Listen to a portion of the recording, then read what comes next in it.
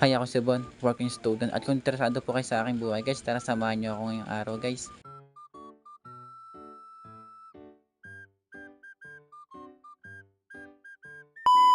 Hello guys, lumabas na pala ako ng bahay guys tapos nilabas ko na rin yung kariton namin at mga gamit sa pagtitinda. Wala pa ang display mga gulay guys kaya mag-aantay muna ako. At wala rin palang isda dito guys sa amin guys kasi prank guys pumunta ng Payson para mamili ng mga isda. Kumuha na rin pala ako guys ng 3 pirasong manok guys at napakamahal nga pa lang ng manok ngayong araw guys. At si Prank nga lang pala guys yung namili ngayon sa Payson guys kasi namili rin siya ng mga gulay ni boss. Ang sabi ko nga kay Prank guys sa Payson na lang siya bumili ng isda guys kasi wala nga dito sa amin. At yan nga guys nakakuha naman siya ng bangus, tambakol, yellow pin at galunggong. Display ko na rin pala guys yung mga isda namin at prutas kasi nga medyo tanghali na rin pala dito. Ano oras na kasi dumating si Francis kaya nagmamadali na kami mag-display dito sa kariton. At ayan nga guys, kompleto nga yung mga paninda namin guys. May prutas nga kami, gulay, isda, manok, baboy. Ayan guys, napakaganda nga ng paninda namin ngayong araw. Yung prutas naman guys, sa boss ko nga lang kinuha yan kasi meron naman siyang mga prutas kaya doon na lang ako kumuha sa kanya. Dahil nga medyo tanghali na rin guys, ay aalis na kami dito guys kasi kompleto na rin yung mga paninda namin. Nag-stop over muna pala kami dito guys para bumili ng pandesal kasi hindi na kami kumain doon sa amin. At sakto nga guys, may binumano agad kami guys, may bumili sa amin agad 2 pirasong bangus dito sa kalsada. At papunta na pala kami guys sa Deka Homes guys para makapaglako na rin kami. At baka inaantay na rin kami mga suki namin guys kasi medyo tanghali na rin. Sila suki nga pala guys bumili sa amin ng mga gulay, prutas, tapos manok. Si ate nga pala guys kumuha lang sa amin ng prutas guys tapos gulay at manok. 3 hita nga lang pala yung kinuha dito ni ate guys na manok guys. At si nanay naman guys kumuha lang sa amin ng gulay. Medyo nagulat nga sila sa presyo ng mga gulay guys kasi ang tataas nga ng mga gulay ngayon. Dito nga pala guys kumuha sa akin si nanay guys ng 1 pirasong tambakol at pinalinis na rin sa akin at pinahiwa.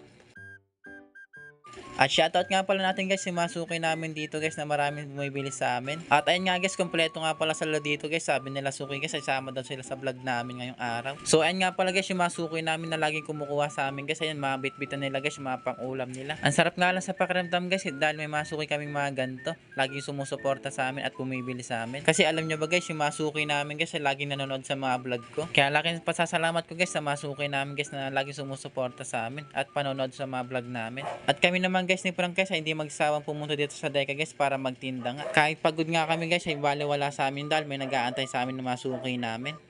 Si Suki naman dito guys bumili sa amin ng yellow pin tapos si nanay isda lang tapos saging. Si Suki naman namin dito guys bumili sa amin ng lagang 300 pesos na galunggong at pinalinis na rin sa akin. Grabe guys, dito pa nga lang ay konti na lang yung mga paninda naming isda.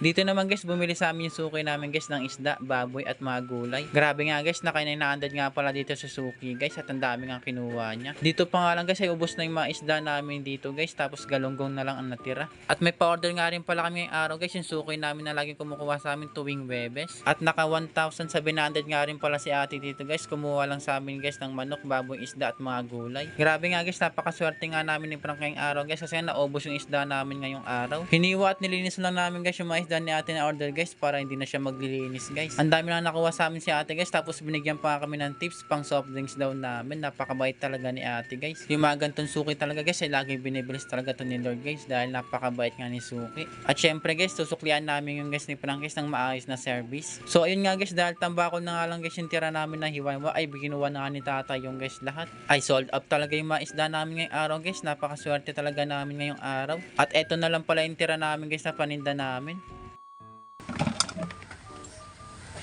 Sold out. Dahil konti na nga lang yung paninda namin guys at wala na kaming isda, manok, baboy kasi umuwi na kami ni Frank guys dahil sobrang init nga. So ayun nga guys, nakauwi na rin kami ni Frank guys. Solid nga yung kita namin ngayong araw guys. So paano ba yan guys? Hanggang dito na lang tayo guys. Maraming salamat. Huwag kakalimutan mag-like and share. Kita ka sa next video.